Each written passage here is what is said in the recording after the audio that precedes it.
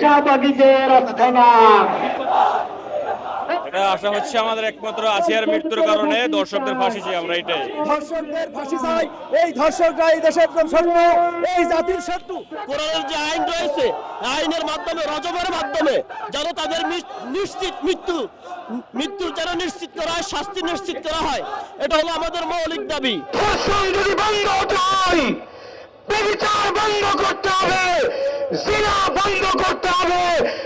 বাইতুল মোকাররমের উত্তর গেট থেকে জুম্মা নামাজ শেষ করে খেলাফতে মজলিস একটি বিক্ষোভ মিছিল বের করেছেন এবং মূলত এই আজকের যে বিক্ষোভ মিছিল, এই বিক্ষোভ মিছিলের মূল বিষয় যদি আপনাদের জানিয়ে রাখি, ধর্ষকের প্রকাশ্যে বিচার এবং শাহবাগে পুলিশের উপর হামলার প্রতিবাদে আজকে খেলাফতে মজলিসের এই বিক্ষোভ। এবং এই বিক্ষোভ মিছিলে অংশগ্রহণ করেছেন খেলাফতে মজলিসের কেন্দ্রীয় নেতাকর্মী সহ শত শত নেতাকর্মীরা এবং তাদের যে দাবিগুলো রয়েছে সেই দাবিগুলোর কথা স্লোগানে বলছে। এবং তারা মূলত এর আগেও আমরা দেখেছি তাদের যে বিভিন্ন সময় বিভিন্ন দাবি নিয়ে জুমার নামাজ শেষে বাইতুল মোকাররম উত্তর গেট থেকে তারা বিক্ষোভ মিছিল বের করত। আজও তার ব্যতিক্রম ঘটেনি, আজও জুমার নামাজ শেষে বাইতুল মোকাররমের উত্তর গেট থেকে এই বিক্ষোভ মিছিলটি বের হয়েছে।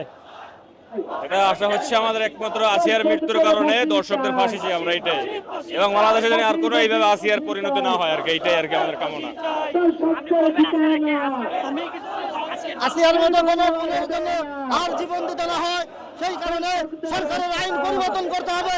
কোনো ধর্ষককে দেশে জায়গা দেওয়া যাবে না, প্রয়োজন বলে আইন করে তাদের ফাঁসির ব্যবস্থা করতে হবে।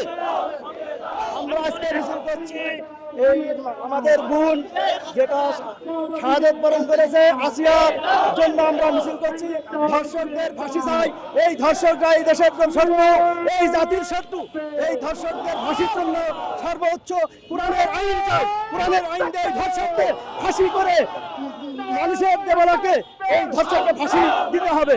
এই ধর্ষকদের না ফাঁসি নয়, আমার বোন আসিয়ার মতন আরো হাজারো বোন এই দেশে জীবন দেবে। এই দেশে ধর্ষকদের ধর্ষিত হবে। আমরা চাই এই দেশে আসিয়ার মতন আমার বোনটা ধর্ষিত হয়েছে, আর যেন এই দেশে কেউ ধর্ষিত না হয়, আমরা সেই কামনা করি।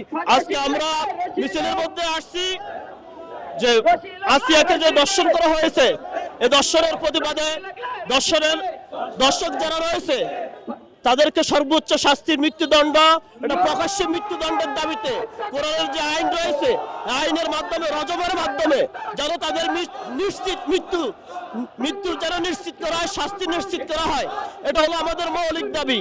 যদি কোরআনের আইনের মাধ্যমে রজমের মাধ্যমে এই দর্শকের শাস্তি নিশ্চিত করা হয়, তাহলে পরবর্তী সময় আপনারা দেখবেন আর কখনো দেশের মধ্যে আসিয়ার মতো অন্য বোনরা কখনো দর্শিত হবে না। অবশ্যই আমরা সরকারের কাছে আবেদন জানাবো, আপনারা অতি দ্রুত যত তাড়াতাড়ি সম্ভব কোরআনের আইন বাস্তবায়নের মাধ্যমে প্রত্যেক দর্শকের মৃত্যু দণ্ড নিশ্চিত করবেন, প্রকাশ্য রাজপথে রজমের মাধ্যমে। এই আহ্বান রেখে আজকে বক্তব্য শেষ করছি। এই ঈদে জামা জুতো অ্যাক্সেসরিজের ডিসকাউন্ট।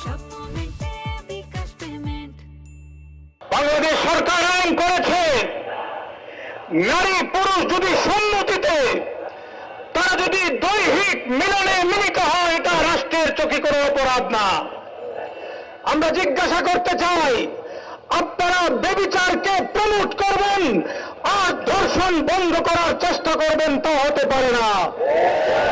ধর্ষণ যদি বন্ধ হতে হয়, ব্যভিচার বন্ধ করতে হবে, জিনা বন্ধ করতে হবে, ফ্রি ম্যাক্সিন বন্ধ করতে হবে, অবাধ মেলামেশা বন্ধ করতে হবে।